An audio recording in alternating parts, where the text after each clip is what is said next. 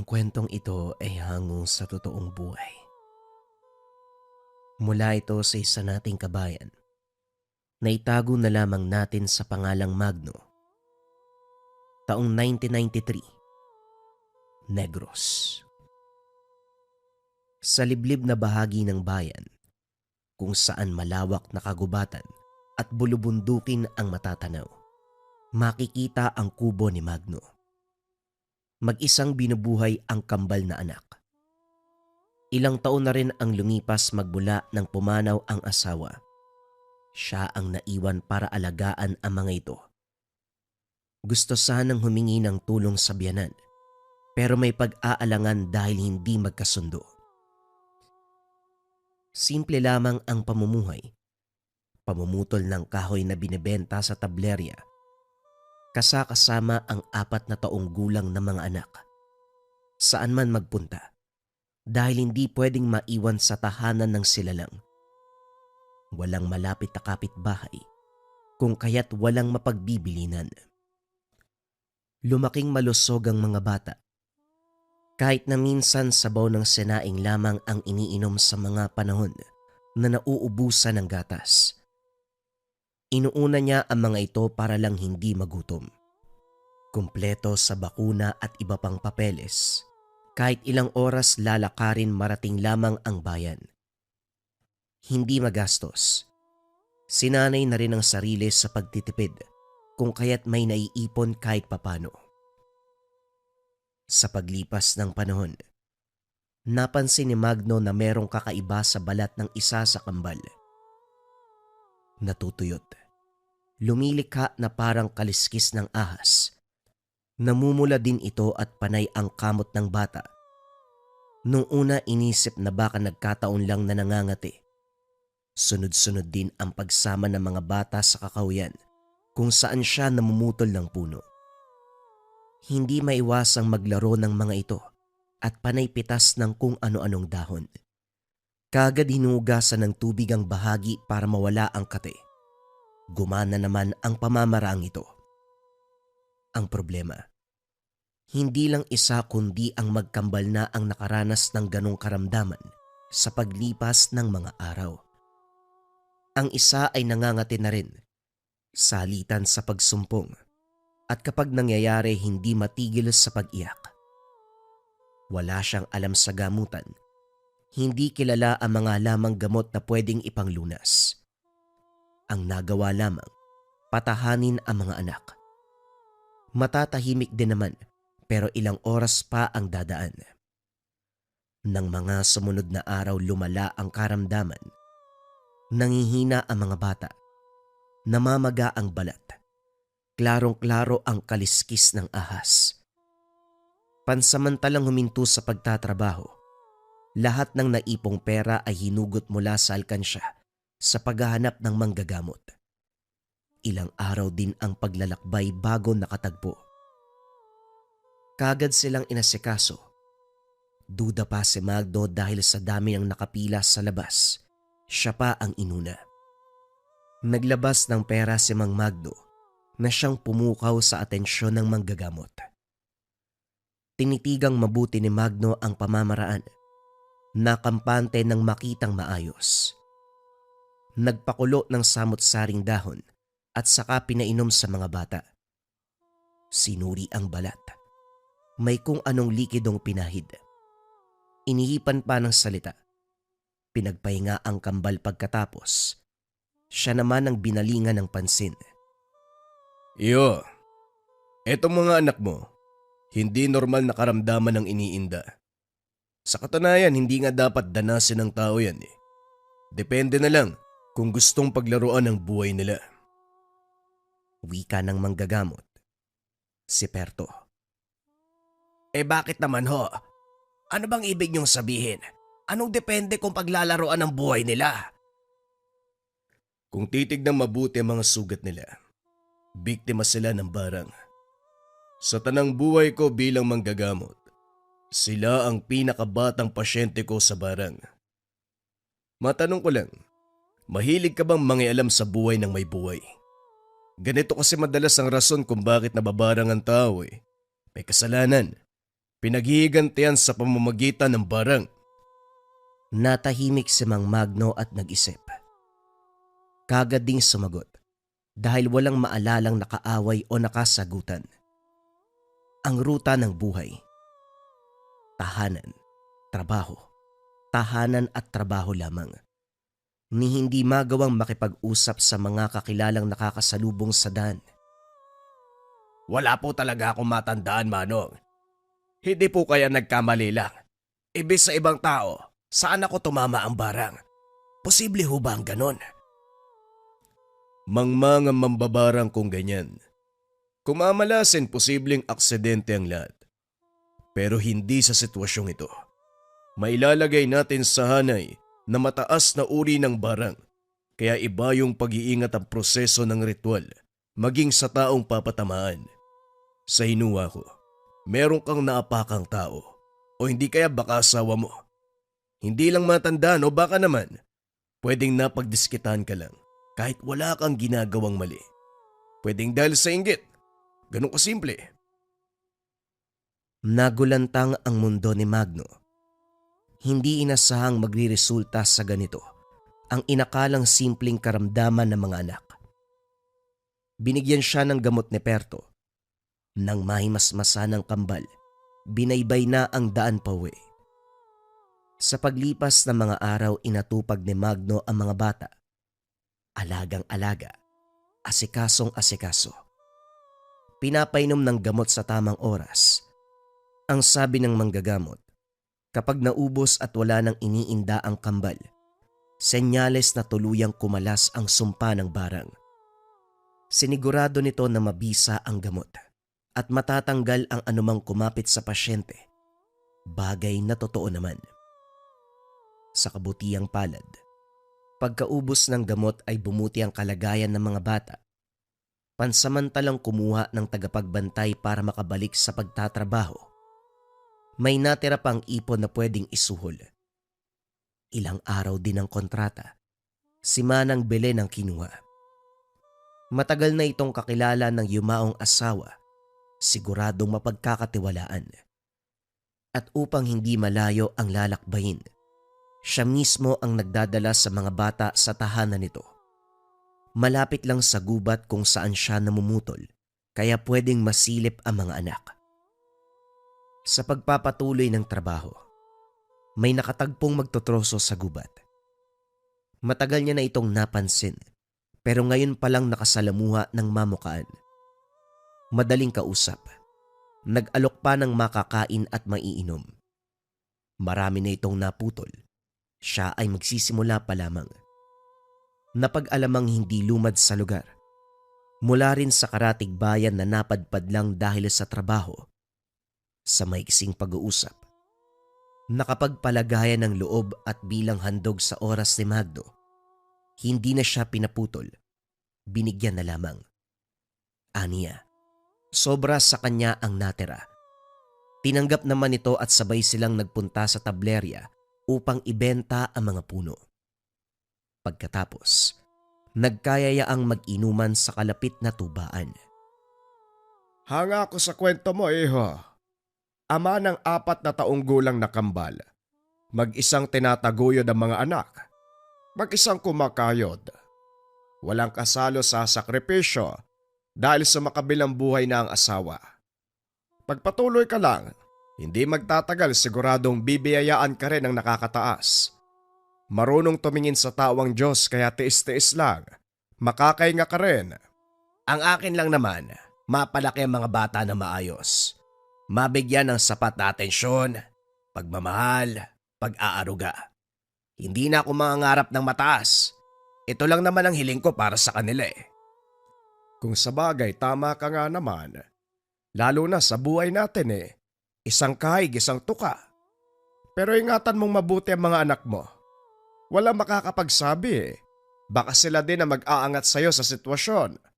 Kapag nakapag-aral, magiging profesional, magluluta sa problema sa kahirapan.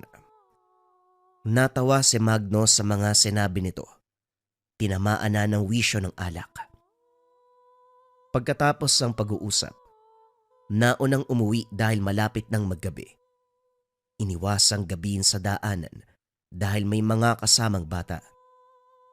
Nang makuha sa tahanan ni Manang Belen ang kambal, tahimik na binaybay ang daan. Buhat-buhat ang dalawang anak. Nasa harapan ng isa at nasa likod naman ng isa pa. Gamit lamang ang lampin bilang tali sa mga ito para hindi mahulog. Hindi rin naglikot dahil tulog na. Sa paglalakad, nakasalubong ang isang alay na sa malayo pa lang nakatitig na sa kanya. Lalong tumalim ng magkatapat. Naintriga si Magno nang tignan nito kung kaya't nagtanong. Kaso nga lang parang bingi. Nakatitig lang. Hindi na rin siya nagtagal. Binilisan ng hakbang para makalayo. Kakaiba ang pakiramdam sa ali. Pagdating ng tahanan, sakto lang na naibaba ang mga bata, may tumawag sa labas. Nang tignan ay isang matandang babae. Nagtataka dahil panayang lingon kanina pero hindi ito nakita. Subalit ngayon, nasa mismong bakuran. May bitbit na bayong na naglalaman ng prutas, gulay at isda. Nakangiti na at inalay ang dala. Kaso nga lang may amoy ito na sobrang tapang. Lalong nagtaka dahil ngayon lang napansin. Nung nagtapat sa daan kanina, wala siyang naamoy dahil hindi umimik si Magno. Iniwan ng ale ang bayong sa paanan ng hagdan, walang paalam na lumakad palayo. Ilang sandali pang tinignan ni Magno. May parting nagsasabi na wag kunin dahil baka mapahamak. Pero may nagsasabi din sa isipan, nag-udyok na tanggapin ang biyaya. Puro na lang din kape ang iniulam niya. Natatakam na muling makatikim ng ibang putahe. Hindi naglaon. Bumigay ang sarili. Dinala sa kusina at sinimulang hiwain. Tuwang-tuwa siya nang makitang ganado sa pagkain ng kambal. Ibang-iba ang pagkaganado. Yung tipong uubusin ng pagkain kahit ilang ulit ipagsandok. Gayunpaman, hindi pinakain ng marami dahil baka hindi matunawan. Pagsapit ng 10 oras, napabalikwas ng bangon si Magno sa biglaang pag-iyak ng kambal. Sabay ang dalawa at panay kamot sa binti kung saan pinagamot noon. Nang ilawan, nagsugat-sugat at may lumalabas na maliit na uod. Pilit pinapatahan ang mga anak habang nag-iisip kung paanong tatanggalin ang insekto. Sa kabutiang palad kumalas din ang mga ito. Makaraan lamang ang ilang sandali. Bumalik na sa pagtulog ang mga bata pero siya ay hindi magawang umidlip. Naguguluhan kung ano ang dinaramdam ng mga bata. Lumala pa ngayon dahil nagkasugat-sugat at may lumalabas na uod. Nang tignan ng damit na pinagpahira ng mga sinipit, dito malinaw na nakita na hindi uod, kundi maliliit na ahas. Nanlaki ang mga mata habang nakatitig sa mga ito. Patay na pero nananatili pa rin ang kilabot. Kinabukasan pagkagising pa lang ng kambal ay umiiyak na. Kamot ng kamot sa binti. Lumala ang sugat at malinaw na makikita ang paggalaw ng maliit na ahas sa loob. Isa-isang sinipit. Natanggal lahat. Hindi rin mapakali si Magno kung kaya't binalikan ang manggagamot. Sinuri ang kalagayan ng mga bata. Hindi nagtagal na tukoy ni Perto. Muli na namang nabiktima ng barang ang kambal. Natulala si Magno. Naisip pang pinagluloko ng manggagamot. Wala ka na bang ibang alam? Puro na lang po barang ang lumalabas sa bibig nyo. Manong, sabihin nyo sa akin kung ano ang katotohanan. Nung una sabi nyo barang tapos ngayon barang pa din. Ano bang gusto mo magsinungaling ako? Yan naman ang katotohanan Iyo, seryosong bagay ito. Kailangan mo lang talagang alamin kung sino ang taong may galit sa'yo. Ang mga anak mong paslit ang ginagantihan. Maawa ka naman sa kanila. Napahugot ng hininga si Magno. Dali-daling kinarga ang mga anak. Ni hindi nagkaroon ng pagkakataon na matapos ang paggagamot. Duda siya sa pinapakitang kilos ni Perto. Panay tingin sa bulsa niya na bumabakat ang mga barya. Bakit ba kasi dun pa ako lumapit eh? Halata naman na mukhang pera. Niloloko pa ako. Barang na naman. Wala ba siyang alam na ibang sakit kung hindi yun lang? Lokohin niya ng iba. Wag lang ako. Nagtungo siya sa tahanan ni Manang Belen. Maging ito ay hindi makapaniwala sa kondisyon ng mga bata. Umiiyak ang mga ito. Kung kaya't siya ang nagpatahan, habang si Magno naman ay napapaisip kung paanong ililigtas ang kambal sa karamdaman. Balisang balisa, naiiyak na rin sa sitwasyon. Iho, ano bang sabi ng manggagamot? Akala ko ba, gumaling na ang mga bata doon sa unang kondisyon? Bakit parang bumalik at mas lumala pa? Ang sabi po, barang eh. Nung una yun din ang sinabi ng manggagamot. Ngayon ganyan na naman. May mambabarang ba? Napapahirapan ng paulit-ulit ang biktima. Niloloko yata ako nun eh. Palibasa kasi, magbabayad ako kahit magkano ang hihilingin niya. Mapagaling lang ang kambal. Kaya siguro, inulit ang rason. Dahil mataas ang singil niya sa ganun eh. Ikaw po ba, Manang? Ano sa tingin niyo ang sitwasyon ng mga anak ko? Dumako ang tingin ni Mang Belen sa binti ng mga bata. Nanlaki ang mga mata nang makitang gumagalaw ang maliit na ahas. Dahil dito, walang pagdadalawang isip na tumugon. Barang nga, walang ordinaryong sakit. Nalalabasan ng ahas o anumang bagay sa sugat. Magno, tama ang manggagamot. Barang nga yan. Natahimik si Magno. Hindi alam kung ano ang magiging reaksyon. Sa puntong ito, hindi siya nag-iisa dahil handang tumulong ang matanda sa pag-aaruga ng kambal. Ngayon na iniinda ang pasakit ng barang. Inutusan siya ni Manang Belen na magtungo sa isang lugar kung saan matatagpuan ang biyasang manggagamot. Hindi siya makapaniwala nang bumungad si Mang Ruben matapos katukin ng pintuan. Pati ito nagtaka kung paano siya natuntun. Sinalaysay ni Magno ang pakay. Nakinig ng maigi si Mang Ruben. Hindi pa nabanggit ang pagsusuri ng manggagamot na si Perto, pero meron ng ideya sa kalagayan. Kapag ganyan ang usapan, dalawa lang ang kailangan nating gawin. Una, hanapin ang tao kung kanino nagkasala ang pamilya mo. Pangalawa, harapin ang mambabarang. Pati ho ba kayo maniniwala na may atraso ang pamilya ko? Manong wala po talaga akong kaaway. Kahit ang yuma akong asawa wala eh. Hindi nga po kami nagpupunta ng bayan kung hindi kailangan eh. O sige, sabihin natin walang nakakalaban o nakakaalitan. Pero paano kung ipasok natin ng ibang bagay katulad ng inggit, panibugho o ano paman? Maraming rason kung bakit nababarang ang tao. Malay natin kung alin sa mga ito ang dahilan kung bakit dinaranas ng mga anak mo ang ganitong klaseng paghihirap. Napabuntong hininga si Magno. Hindi akalain ang sinabi ni Perto ay totoo. Ang buong akala niya ay pineperahan lang siya. Kakaiba kasi ang tingin sa pera.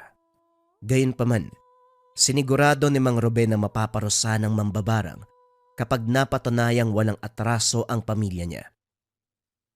Unang ginawa ng manggagamot, nilunasan ang sugat sa binti. Mahabang proseso rin ang aabutin, ilang araw bago matapos. Bawal madaliin ang ganyang proseso. Dahil kapag nagkataon, pwedeng mag-iwan ng kamandag ang mga ahas na siyang papatay sa mga anak mo. Papainumin ko ng gamot para sa oras na isa-isahin kong aalisin ang mga ito, hindi makakaramdam ng sakit. Maigi pang magpakulo ka ng tubig. Sisimulan ko na rin ang paghahanda ng mga gamit. Katuwang ni Magno si Manang Belen. Sumama na rin sa kanila ang matanda para umalalay. Mainam na rin ang ganito para mas maraming makapag-isip ng mga bagay-bagay. Matapos magpakulo ng tubig, nagdikdik ng kung anong halaman si Mang Ruben. Inipon ng dagta at saka pinalagok sa mga bata. Isa-isang inalis ang nagliliitang ahas mula sa sugat. Kaso nga lang lumalaban ang mga ito. Hindi laban na tumutuklaw pabalik, kundi kumakapit sa laman. Makikita ang inis ni Mang Ruben sa kalagayan. Maiksi lang ang pasensya sa ganitong gawain. Marami at kinakailangan matapos bago mawala ang bisa ng gamot. Ayaw niyang manggamot na panay iyak ang pasyente dahil sa sakit.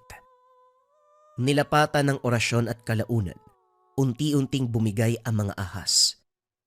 Nangalahati ang garapon na pinaglagyan. Pagkatapos mabigyan ng lunas ang sugat nito, ito naman ang trinabaho. Buhay na dasalang dumurog. Sinilaban at inipon ang mga abo. Maingat na binalot sa tela at saka itinabi. Manong, kumusta po? May gamutan pa bang mangyayari pagkatapos ito? Aba syempre oo naman. Hindi pa tapos ang buong proseso. Hindi kaagad maghihilom ang sugat, patuloy na lalabas ang ahas. Yan ang dapat nating tutukan para kung sakaling meron, kaagad matatanggal. Paano pa natin mahanap ang mambabarang? Mukhang matatagalan tayo sa gamutan. Huwag kang mag-alala, Iho. Sa labang ito, hindi tayo lang ang magkasangga. Meron na akong inutusan na maghanap sa mambabarang. Bukas o sa makalawa, babalik yon para magbalita. Ipagdasal mo na lang na may makuha siyang impormasyon. Nabuhayan ng loob si Magno. Hindi man alam kung sino ang inutusan ng matanda. Inilagay na lamang ang tiwala dito. Nang mga sumunod na araw, iniinda pa rin ng kambal ang kondisyon pero may pagbabago. Hindi na gaanong apektado. Unti-unting naghilom ang sugat sa ilang ulit na gamutan.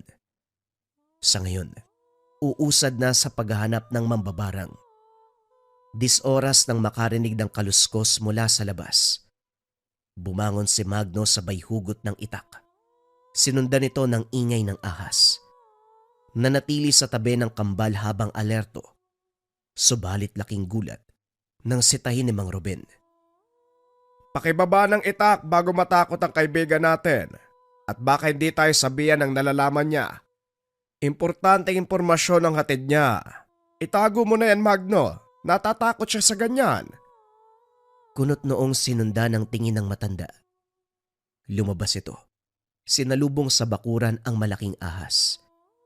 Kinausap na parabang hindi delikadong hayop. Tinawag pa siya ng masipat. Dahan-dahang lumapit. Palipat-lipat ang tingin kay Mang Ruben at doon sa nilalang. Pagkatapos mag-usap ng dalawa ay gumapang ito palayo. Anong nangyayari, Manong? Nakikipag-usap ka sa hayop? Kung hindi mo na itatanong, may inaalagaan din akong ahas na tinuturuan ko rin sa mga bagay-bagay na may kinalaman sa larangan. Mainam na malawak ang koneksyon, hindi lang sa tao, maging sa ganitong klase ng hayop. Tignan mo, nakatulong sa atin. Sa anong paraan naman po makakatulong ang ahas na yon? Natuntun niya na ang mambabarang. Nasa malayong probinsya. Pwede nating puntahan kaagad. Sumama ka para makita mo kung sino ang taong nang babanta sa buhay ng mga anak mo. Napalunok si Magno. Hindi man sigurado kung totoo nga ba ang tungkol sa ahas na siyang inutusan nito. Pero sa ideya na malalaman kung sino ang gumugulo sa pamilya, handa siyang maglakbay kahit gaano pa kalayo ang probinsya. Bago umalis ng tahanan, sinuri muli ni Mang Ruben ang kambal. Nilapatan ng orasyon para wala nang anumang banta ang makakapasok. Iniwanan din ng pangontrang langis si Manang Belen na siyang magbabantay sa mga bata. Matapos nun, binaybay ang daan patungo sa kinalalagyan ng mambabarang. Pagbaba sa lugar, kinakailangan makiusap ng matutuluyan dahil hindi pa natunton kung saan ang mismong bahay. Ang impormasyong dala ng ahas ay pangalan ng lugar at sityo lamang. Hindi naman hirap dahil may kakilala roon si Mang Ruben. Katulad niya isa ring manggagamot. Malawak ang koneksyon ng matanda at maraming kakilala sa iba't ibang panig ng mundo. Ilang taon din itong naglakbay bilang parte ng tungkulin. Nang makapagpahinga, nilibot nilang dalawa ang lugar. Nasa nasabing sityo na sila. Ang kailangan na lang ay hagilapin ang mambabarang. Huwag kang magmadali, Magno. Mahanap din natin ang mambabarang.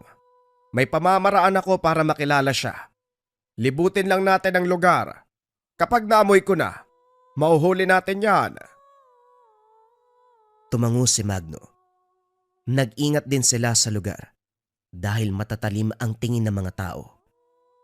Hindi nakapagtataka para sa katulad nilang dayo. Natapos ang paglilibot, pero walang naaamoy na mambabarang si Mang Ruben. Pinuntahan na maging ang gubat at kabi-kabilang bahagi ng sityo. Maging ito ay naubos kagad ang pasensya. Unang araw pa lang ng paghahanap, pero pagod na kayong dalawa. Anong klaseng mambabarang ba talaga ang hinahanap ninyo? Kung hindi nyo na itatanong, marami sa lugar na ito. Iba't iba ang pamamaraan. May mambabarang na ang gamit ay alupihan. Merong naguutos sa iba't ibang uri ng insekto. Merong ding nakikipag-ugnayan sa ahas.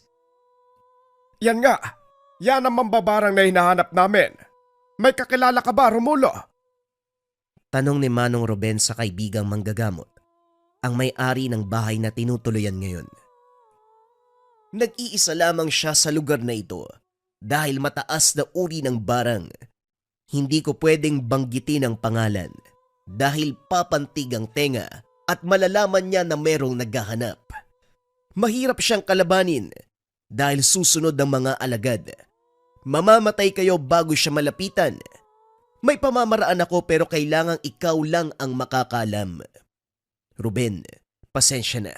Hindi pwedeng malaman ng kasama mo dahil para lang ito sa may kaalaman sa ganitong uring sitwasyon. Tumango si Magno. Naintindihan ang sinabi nito. May mga bagay na tanging sila lamang ang dapat mag-usap. Makalipas ang ilang sandali, bumalik ang mga ito at sinali siya sa plano. Ilang araw ang pinadaanan bago isagawa ang lihim ng pagriritwal. Maraming mga gamit sa silong ng tahanan ni Mang Romulo, mga bagay na hirap pangalanan ni Magno. Habang abala ang dalawang matanda, siya ay walang muwang na nakatulala sa sulok. Pinapanood lamang ang mga ito. Sa isang palayok naglaho ang iba't ibang sangkap. Salitan din ang pagbigkas ng buhay na salita. Kalmadong pinapanood ni Magno ang lahat. Umabot pa sa puntong inaantok. Pero kagad nawala ng ilabas si Mang Romulo ang isang ahas mula sa buslo. Maliksi ito at nagwawala. Pinagtulungang pigilan, hindi rin kumakagat dahil may tali ang bibig. Walang kung anong isinilid sa palayok na nakasalang sapoy. Dali-dali itong sinarhan. Inantay na mamatay ang ahas. Hinango at itinabi. Bumaling sa altar sina Mang Ruben at Mang Romulo para isagawa ang ritual ng pambabarang. Hindi naglaon. Pinagtutusok ng karayom ang manika at saka sinilaban. Mula sa kung saan may naririnig na mahinang hiyaw, sinundan ng paggalaw ng palayok na parabang may nagwawala sa loob. Tumagal ito ng ilang sandali at natahimik din. Ano po ang nangyayari? Narinig niyo ba yon? Oo naman. Indikasyon na matagumpay nating naibalik sa mambabarang ang ibinigay niyang pasakit sa mga anak mo.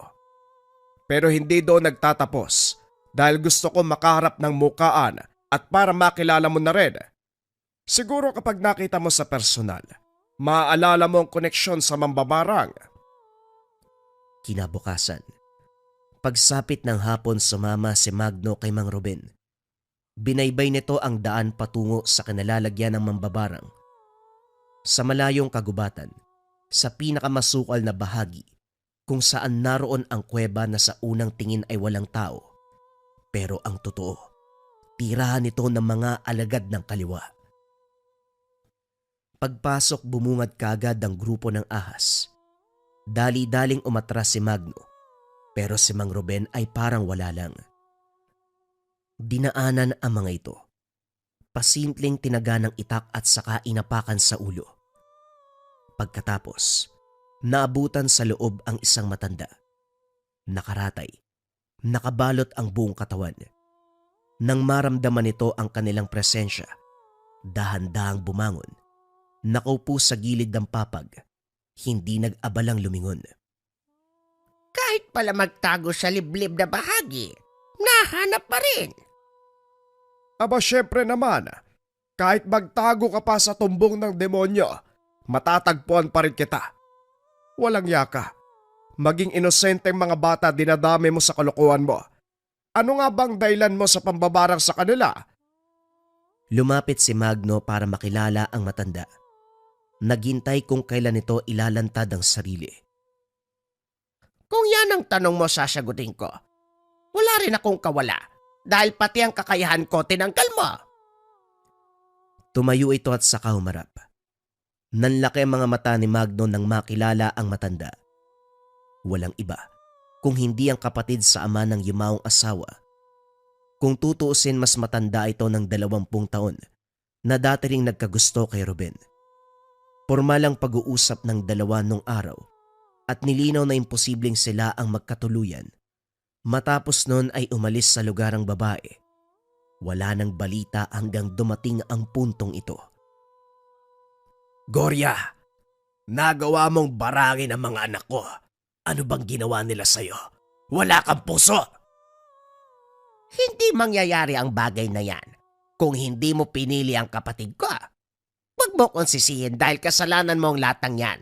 Kung ako ang pinili mo, edi sana matiwasay ang buhay mo. Ngayon mas masasabi ko na tama ang aking pagpapasya na kapatid mo ang pinili ko. Maaaring maganda kang tignan sa labas, pero demonyong ugali mo. Ako mismo ang papatay sa'yo. Dali-daling kumilos si Magno. Kagad kinuha ang itak kay Mang Ruben. Nabulag si Magno ng galit. Walang pasabing tinaga ang matanda. Paulit-ulit ang pagtaga niya hanggang sumandusay. Inagaw ang itak bago pa maging pino ang katawan. Malalim na hininga ang nahugot ni Mang Ruben. Napailamos pa ng muka. Nako naman, Eho. Masyado ka nagpadala sa galit. Inaral ko pa naman yung mga orasyon na binigay ni paring Romulo para matapatan ang mambabarang na yan, pero ito ka, pinatay mo. Direkta pa sa ulo. Pati sa puso tinaga mo. Sigurado ka ba talaga makakaganti ka? Pagkatapos nito, si Mang Romulo ang umako sa pag-aasikaso ng bangkay ni Gloria. Ito na ang gumawa ng paraan sa paggawa ng kwento kung paanong humantong sa gano ng babae. Si Mang Ruben at Magno, dali-daling umalis ng lugar, alinsunod sa utos si Mang Romulo. Umuwi si Magno. Niyakap ang mga anak na ilang araw iniwan sa piling ni Manang Belen. Malusog na ang mga ito. Wala nang iniinda. Pinasuri muli kay Mang Ruben. Nang makumpirmang ligtas na sa barang, bumalik na sa mismong tahanan. Pagkatapos ng insidente, napahugot ng malalim na hininga si Magno matapos mabalikan ang nakaraan. Hindi akalain na magiging ganito ang takbo ng buhay dahil sa pag-ibig na tinanggihan. Aminado siyang dalisay ang pagmamahal ni Gloria noon, pero hindi mapipilit ang puso na nakalaan sa kapatid nito na siyang pinakasalan niya at ina ng kambal. Dahil dito nadamay pa ang mga anak. Gayunpaman hindi nagsisisi sa pagkitil ng buhay nito. Kahit pa nadungisan ang kanyang kamay sa pagpatay sa isang mambabarang na gumagamit ng mataas na uri ng salamangka o mas kilala sa katawagan na barang sa ahas. Bagong kwento pa rin ang kasunod na istorya, mga kabayan. Huwag na nating patagalin pa. Simulan na ang kwento. Ang kwentong ito ay hango sa totoong buhay. Mula ito sa isa nating kabayan na itago na lang natin sa pangalang Anton. Taong 1980. Romblon. Ibinahagi ng binata ang karanasan upang magsilbing aral sa mga nakikinig. Naulila kagad si Anton nung 8 taong gulang pa lamang. Namatay ang mga magulang nito at walang mga kapatid. Kinupkup siya ng lola, ngunit kahit kadugo ang bata. Ni minsan hindi nagawang tratuin nito ng may pagmamahal ayon sa matanda. Ito ang sinisisi sa pagkamatay ng anak nito, mga magulang ni Anton. Bagamat hindi sinabi kung ano nga ba ang dahilan ng pagkawala, ang alam lang ng batang Anton, siya ang punot dulo. Dahil sa kaganapan, hindi maiwasang mapariwara ng binata. Natuto itong wag pumasok, magbisyo at gumawa ng krimen. Gayunpaman, tila wala pa rin pakialam ang lola nito. Kahit 10 oras na ng gabi umuwi si Anton, hindi siya pinagagalitan ng matanda. Parang kahit anong mangyari ay wala lang sa lola. Kinaiinggitan nito ng mga kabarkada ni Anton. Mabuti pa daw ang binata. Walang mga magulang na sumusuway o nagagalit sa kanya. Ngunit ganun pa man, hindi maiwasang malungkot ni Anton na walang nag-aalala sa kalagayan nito. Isang araw, isa sa mga kabarkada ni Anton ang nanguha ng pitaka ng kaklase. Kagad itong pinagpasahan ng iba pa. At dahil walang umamin, tuluyan nilang nakuha ang pera nito. Hindi ba kayo naaawa na baka ipon niya yan? Tanong ni Anton sa kabarkada. Ano ka ba, Anton? Mayaman yon. Kayang-kaya siyang bigyan uli ng mga magulang niya. At isa pa, bibigyan ka rin naman namin eh. Tugon ng kaibigan. Kahit may pag-aalinlangan, tinanggap pa rin ni Anton ang salapi. Pagkauwi ng tahanan, kagad ibinigay sa lola ang kalahati ng nakuha. Tinignan siya ng matanda at ngumiti. Nagpasalamat sa binata at niyakap ito. Ito ang kauna-unahang pagkakataon na nakaramdam ng pagmamahal sa lola. Hindi naman tinanong ng matanda kung saan galing ang salapi. Umalis na ito. Dahil doon, nakisama na si Anton sa pagkupit ng pitaka ng mga kaklase. Ngunit sa dami ng nagrereklamo, minabuti ng grupo na sa labas na lamang ng paaralan gawin. Nagsimula sila sa mga palengke, simbahan at kahit saang may oportunidad na makakuha. Hindi sila mahuli ng otoridad. Kahit nakukonsensya ang binata, tila mas matimbang pa rin para sa kanya ang atensyon at pagmamahal na natatanggap sa lola sa tuwing uuwi ito ng may salapi. Kaya pinagpatuloy niya ang maling gawain. Ilang buwan siyang inasikaso ng matanda. Hinahandaan ng pagkain, kinukumusta, at minsan binibilan pa ng bagong damit. Akala ni Anton, hindi na mawawala ang kaunting kaligayahan na nararamdaman. Kaso nga lang, lahat ng kasalanan ay balang araw may kabayaran. Isang araw habang pasimpleng dumudukot ng pitaka ang matandang lalaki, nahuli si Romero, isa sa kabarkada, ng lolong pinagnakawan nito. Hindi nila inaasahan na retiradong sundalo pala ito. Naglabas ng baril ang matanda at tinutok sa binata. Nanlaki ang kanilang mga mata. Lalapit sana sila Anton upang pigilan ang hidwaan, ngunit nanlaban si Romero. Dahil dito, ipinutok ng matanda ang baril at tumumba ang binata. Kagad nagtawag ng tulong ang matanda at dinala ito sa pagamutan. Kaso nga lang binawian na ng buhay. Hindi nabigyan ng sala ang matanda dahil lumalabas na ipinagtanggol lamang ang sarili. Nagkaroon ng lamat ang grupo dahil sa nangyari. Ang iba ay humiwalay upang hindi na madawit sa mga susunod na krimen. Ngunit ang iba na katulad ni Anton ay nanatili sa gawain. Palipat-lipat ng bayan si Anton upang maganap ng mga bibiktimahin. Kaso nga lang, dahil madalas na itong ginagawa, ilan sa mga residente na ang nakakapansin at namumukaan na siya. Kagad dinala sa presinto sila Anton kasama ang dalawa nitong kaibigan. Dahil mga menor de edad, pinatawag ang kanilang mga magulang. Galit na galit ang mga nanay at tatay ng kasama ni Anton. Gayunpaman, nakauwi pa rin ang mga ito dahil pinagbayad lamang ng piyansa ang mga magulang. Iho, kailan ba darating yung magulang mo? Halos sa ating gabi na. Wika ng pulis. Wala naman po ako magulang. Lola na lang ang meron ako eh. Ay nako, nagbibigay ka pa ng sakit sa ulo. Hindi ka ba naaawa sa matanda? Tanong ng pulis. Hindi na nakasagot pa si Anton. O siya, hanggat walang kumukuha sa'yo dito, sa kulungan ka muna matutulog. Lumipas ang ilang araw. Hindi pa rin ito dinadalaw ng lola. 1 linggo na ang lumipas. Pinalaya na lamang si Anton. Binalaan ng pulis na sa oras na mahuli ang binata, hindi na ito papalayain pa. Pagdating sa tahanan, naabutan ni Anton ang lola na nakikipaglaro ng braha sa mga kumare. Kagad siyang sinalubong ng ngiti nang makita. Inilabas ng matanda ang mga palad nito na tila nanghingi ng salapi. Lubang nalungkot at nadismaya si Anton sa nangyari. Hindi man lang ito kinamusta o dinalaw sa presinto. Kagad naglaho ang ngiti ng matanda nang malamang walang dalang pera ang binata.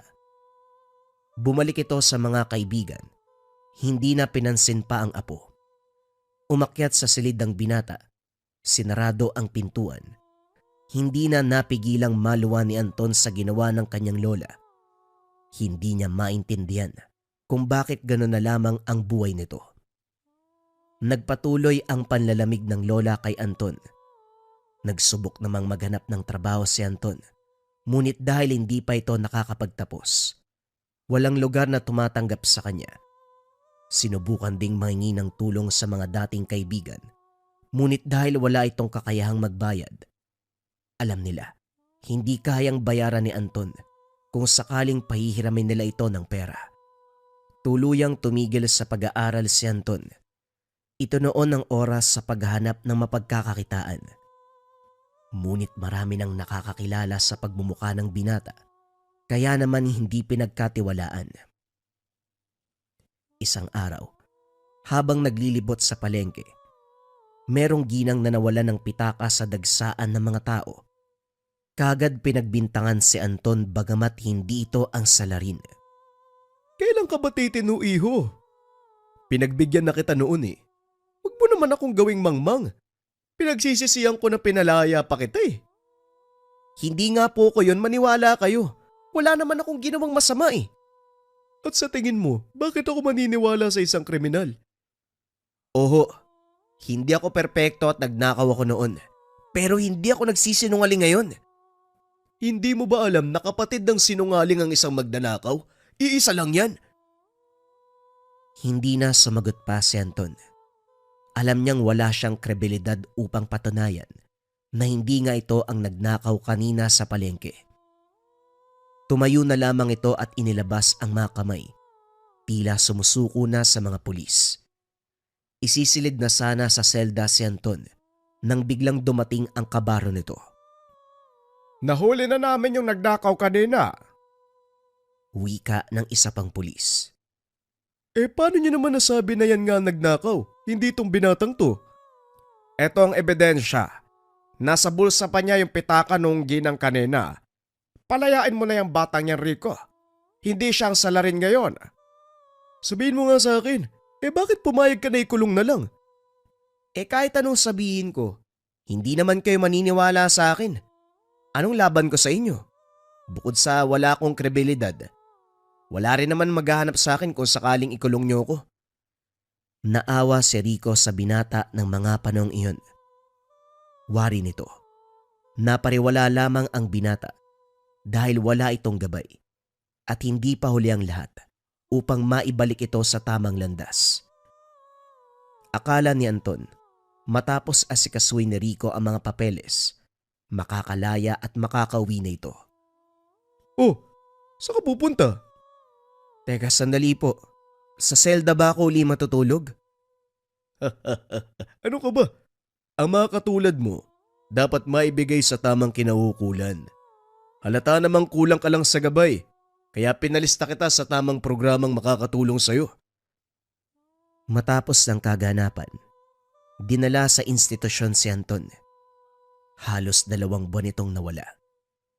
Maraming natutunan at kahit papano, unti-unting nagbago si Anton.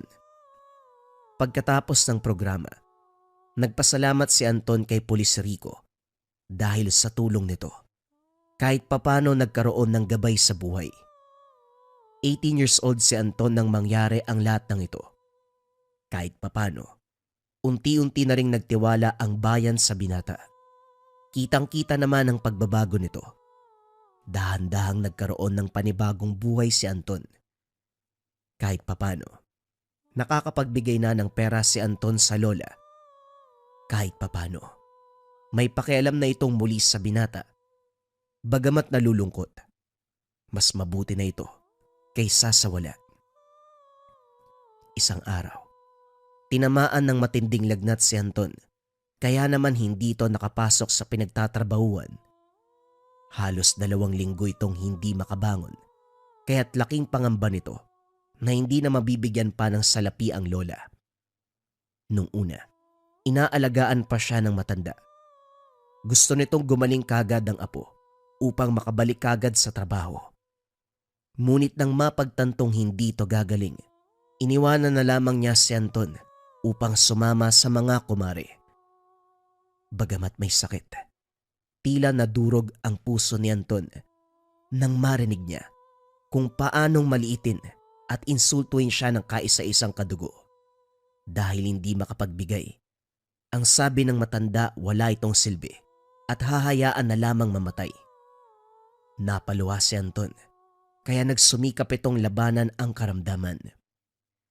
Bagamat hindi pa tuluyang maayos ang pakiramdam, pumasok sa trabaho si Anton upang kumita muli. Mabuti na lang, may malasakit ang mga kasama nito, kaya kahit papano naging maayos ang karamdaman. Habang nagbubuhat ng mga sako, napag-isipan ni Anton na dumaan sa isang masukal na lugar. Wari nito, mas mapapabilis ang lakbay kung sakaling lumusot ito sa lagusan.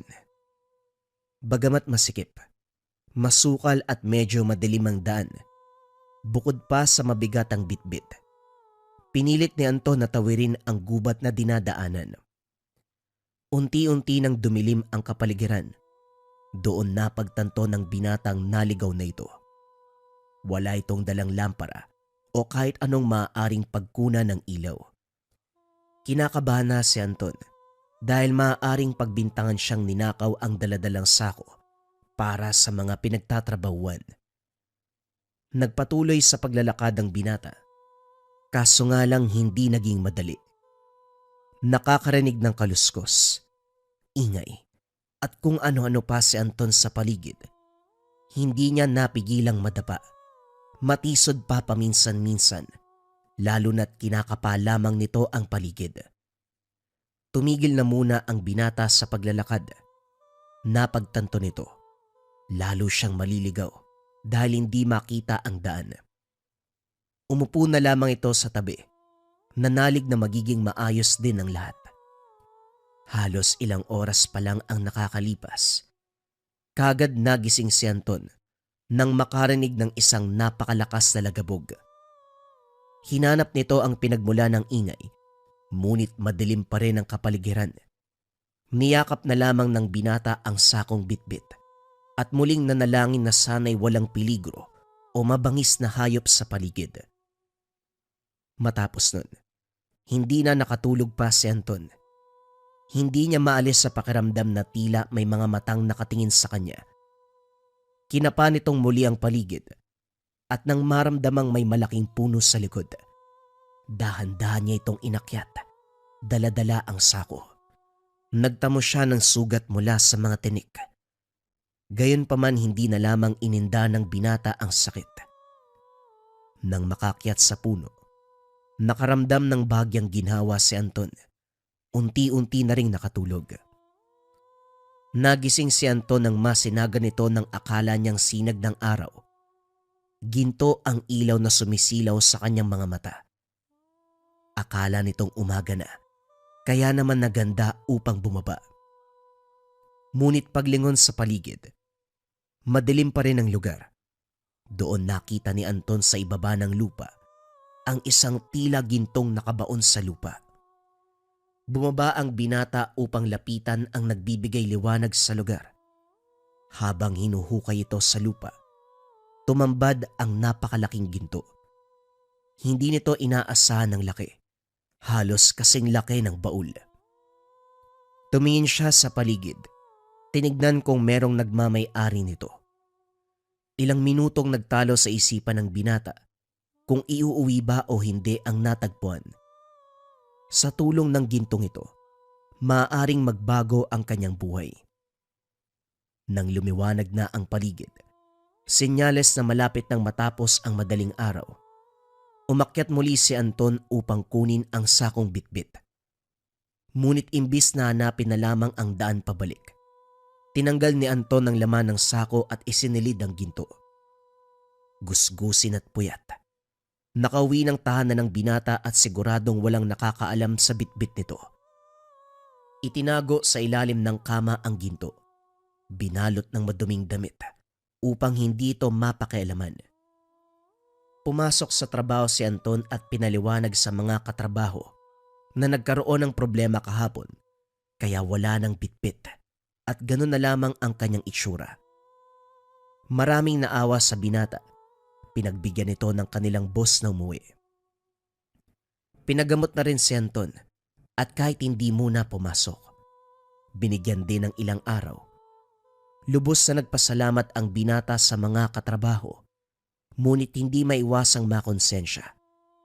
Naalala niya ang sinabi ni Polis Rico noon na kapatid ng magnanakaw ang sinungaling. Kinabukasan, matapos makapagpahinga, nagpasya si Anton na unti-unting basagi ng ginto upang hindi malata ang kayamanang kinuha. At dahil wala ang lola sa tahanan, nagkaroon ng pagkakataon upang pagpera-perasohin ng bato. Bagamat hindi madali, kalaunan ay matagumpay na nasira. Dinala niya sa sanlaan ang isang peraso at katulad ng inaasahan tunay nga na ginto. Napakalaking pera ang nakuha ni Anton. Ngunit hindi niya binigyan ng lola. Itinabi niya ang lahat. Masakit pa rin sa kanya. Umalis ang lola nung meron siyang sakit. At nung nakita na maayos na ang kalagayan niya, muling bumalik sa kanyang lugar. Simula noon, nag-ipon na siya upang makaalis sa poder ng matanda. Unti-unting isinasanlan ni Anton ng mga ginto. Kalaunan, sobra pa sa sapat ang perang meron ang binata. Umalis na ito sa trabaho. Naganap sa ibang bayan ng bibilihing tirahan. Hindi na nakarinig pa ng balita mula sa lola si Anton. Alam din naman niyang pera lamang ang magiging rason kung kukumustahin siya nito. Kaya minabuti pang wag na lamang magkaroon ng komunikasyon sa nag-iisang kilalang kadugo. Kahit na mag-isa, masaya ang binata. Ngunit ang sayang nararamdaman ay hindi pang matagalan. Isang gabi, nagsimula na ang mga bangungot ni Anton. Katakot-takot na mga pangitain tungkol sa iba't ibang paraan kung paano siya mamamatay. Napakadetalyado at tila magkakatotoo ang mga napapaginipan. Naging matatakotin ng binata dahil dito. Lumalim at nangitim ang mga mata sa kakulangan ng tulog. Nagpasuri sa mga doktor. Ngunit kahit anong gawin, walang makitang sanhi ng mga karamdaman ng binata. Kung ano-anong gamot na ang nainom, kaso nga lang walang nakatulong sa kanya. Hindi tumigil sa bangungot ang mga nangyari kay Anton. Ang mga natirang ginto, sa hindi malamang dahilan ay tila hindi na maibenta. Ang mga gustong bumili, nagkakasakit o nasasangkot sa aksidente.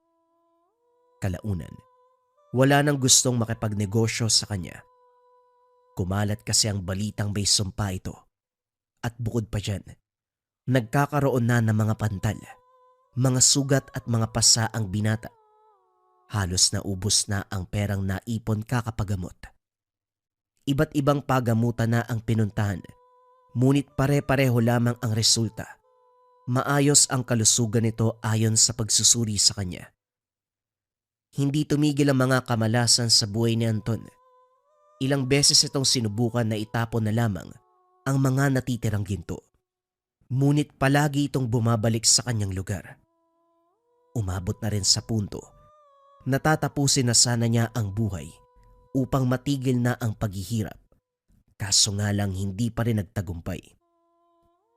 Hindi niya na alam kung ano pa ang gagawin. Ang mga taong nakakakita ay tila natatakot dahil sa itsura ng binata. Parang naaagnas na ang katawan at halos hindi na makatingin ng diretsyo. Ilan sa mga residente ang nagsumbong sa otoridad. Ngunit dahil walang ginagawang perwisyo, wala silang magawa kung hindi hayaan ang kawawang kalagayan nito. Isang araw, muling lumabas si Anton upang maganap ng makakain. Ngunit dahil walang pera, naisip na lamang nitong palipasin na lamang muli ang oras. Habang naglalakad, nakasalubong nito ang isang matanda. Nung una, akala niya ito ang lola, ngunit hindi pala. Lumapit ito upang mag-alok ng tulong, ngunit napatras dahil maaaring matakot ang matanda sa kanya. Nang tignan nito ng lola, hindi niya naramdaman ang pandidiring tingin na ibinibigay ng mga residente sa kanya. Tinulungan nito ang matanda sa pagbitbit ng mga dala. Maraming salamat sa tulong mo, iho. Walang anuman po. Sabihan niyo lang po ako kung saan kayo ihahatid. Nung una, akala ng binata na normal na mga gulay lamang ang dala. Ngunit nang suriin, tila mga halamang gamot at iba pang kasangkapan ang nasa sako. Nakarating din sila sa isang maliit na kubo sa masukal na bahagi ng gubat. Nakita ni Anton ang kapaligiran na tila may kakaiba. Parang paggawaan ng mga ritual at orasyon ng lugar. May apoy sa gitna at hindi malamang mga nakasabit at nakapalibot. Amoy insenso at sunog na dahon ng paligid. Gayunpaman, hindi na nangialam pa. Natakot ito na baka mangkukulam ang matanda at ayaw madawit sa gulo. Halika, iho. Alam kong nagugutom ka. Bagamat nahihiya, tinanggap nito ang alok. Matapos kumain, lubos na nagpasalamat ang binata sa pagtanggap nito at nagsabing sa susunod na kailangan ng tulong, tawagin lamang siya. Mukhang ikaw ang nangangailangan ng tulong, iho. Po, ano pong ibig niyong sabihin? Sinubukan mo na bang ibalik ang mga kinuha mo? Alam kong sumpa lamang ang nangyayari sa'yo. Kahit hindi sumagot, alam na ni Lola Ria kung ano ang nangyayari. Lumabas sa bakuran at naganda ng mga kasangkapan. Naglabas din ito ng libro na puro orasyon at nagsindi ng apoy. Kagad tinanong ni Anton kung ano ang ginagawa nito. Sandali lang po. Wala po akong pambayad para... Makinig ka. Hindi naman kita sinisingil, ah. Hindi makapaniwala si Anton na merong handang tumulong sa kanya kahit walang kapalit. Hindi niya maiwasang maluha. Mapangiti dahil dito. Tumayo si Anton upang tulungan din si Lola Ria. Nagsindi ng mga sangkap, magsunog ng halamang gamot at sambitin ang mga orasyon. Nalaman ni Lola Ria na isang duwending itim ang nagmamay-ari ng gintong kinuha ng binata. Dahil sa pagbenta mo sa mga ginto, hindi na ito tatanggapin pa ng itim na duwende. Tanging buhay mo na ang gusto niyang kunin. Ano po? Paano po kapag merong paraan? Ibabalik ko po yung parehong halaga. Parehong halaga ng gintong nakuha ko sa kanya. Hindi na, iho. Ibang magalit ang itim na duwende. Hustisya ang gusto nito at ang dugo mo ang gusto niyang kabayaran. Kung ganun ho, hayaan ko na lang. Wala naman na akong pamilya. Wala namang maghahanap sa akin eh. Maraming salamat po ni Lola Ria sa tulong mo. Wika ni Anton. Umalis na ito. Lubhang nag-alala ang matanda. Ngunit hindi niya pinigilang umalis ang binata. Hinanap niya ang lugar kung saan natagpuan ang ginto. Naroon pa rin ang hukay. Maging ang mga laman ng sakong iniwan noon. Tila walang oras na lumipas sa lugar. Lumod si Anton at taimtim na nangingi ng tawad. Mula sa puso ang panalangin nito. Handa niyang tanggapin ang paghiganting gusto ng itim na duwende upang pagbayaran ang kasalanan. Matapos nun, umalis na si Anton at nanatili na lamang sa tahanan. Hinihintay na ang kamatayan. Dumami ang mga pantal at sugat sa buong katawan ng binata. At kahit buhay pa, para bang naaagnas na ito. Hindi makakain, hindi makakilos. Ganun pa man, kahit papano namanhid na rin kalaunan si Anton, kaya hindi na maramdaman pa ng lubusan ang sakit ng kondisyon. Isang gabi na paginipan ng binata si Lola Ria. Hindi malinaw ang pangyayari. Ngunit tila may sinasabi ang matanda sa kanya. Nagising na lamang ito bigla sa gitna ng gabi. Doon niya nakita na wala na ang mga ginto sa pinagtataguan nito. Wari ng binata. Kinuha na ito ng nilalang. Gayon pa man nagpatuloy pa rin sa paghihintay ang binata. Kung nakuha na nito ang gintong pagmamayari, malaki ang posibilidad na susunod na siya na ang kukunin nito. Ngunit lumipas ang isang linggo. Imbis na lumala ang kondisyon, tila gumaling pa ang karamdaman ng binata. Labis na nagtaka ang mga ito sa nangyari. Unti-unting naging maayos ang pamumuhay. Nagkaroon ito ng pagkakakitaan. Nawala ang mga sugat at pantal sa katawan. Wari ng binata tinanggap ng itim na duwende ang paghingi nito ng tawad. Simula noon, binibisita niya ang lugar dala-dala ang mga alay, katulad ng mga prutas, asin at iba pa. Muling nagpasalamat ang binata sa awang pinagkalob sa kanya ng nilalang. Lumipas ang isang buwan. Tuluyang nakabangon si Anton. Linggo-linggo pumupunta pa rin ang binata at nag-aalay sa itim na duwende. Sinubukan niyang hanapin ang matandang tumulong upang malaman ang sanhi ng kamalasan. Ngunit hindi ito naging matagumpay. Hinanap nito kung saan hinatid si Lola Ria, ngunit tila lumipat na ito ng tirahan. Pinagdasal na lamang ng binata na sana nasa mabuting kalagayan ito at sana balang araw muli silang magkita. Habang nagtatrabaho muling napadpad sa kagubatan ng binata, nakita nito na mayroong usok malapit sa kinakatayuan. Nag-imbestiga ito dahil maaaring sunog na pala ang dahilan. Ngunit habang papalapit, pamilyar na boses ang narinig. Isang matandang babae ang nagriritual. Nagsasalita ng ibang lengguwahe. Naglalagay ng kasangkapan sa isang baul. Labis na tuwa ang naramdaman ni Anton. Sa wakas nakita muli ang matanda.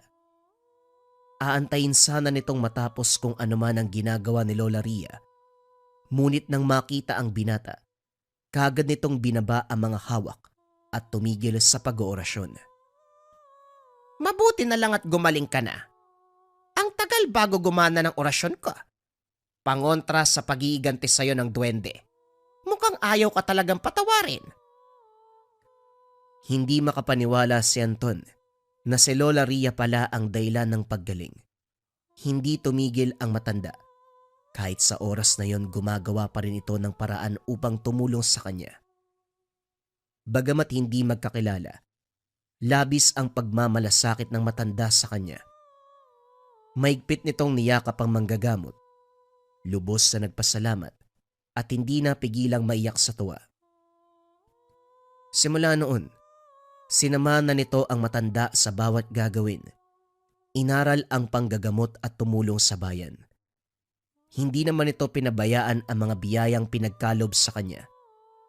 Bagamat hindi kadugo, labis sa pagmamahal at pagmamalasakit ang binigay ng matandang manggagamot na hindi kailanman mababayaran ni Anton. Sa tulong ni Lola Ria, natuklasan ng binata ang tungkol sa panggagamot, kung paanong kontrahin ang tumama sa kanyang sumpa. Nais ipaalam ni Anton sa mga nakikinig na kahit madilim man ang nakaraan, meron pang pag-asang magbago sa tulong ng iba. At kung gugustuhin mo, Maaring maituwid ang pagkakamali ng kahapon basta nasa puso ang pagbabago. Ito ang mga aral na natutunan niya nang dahil sa sumpa ng ginto.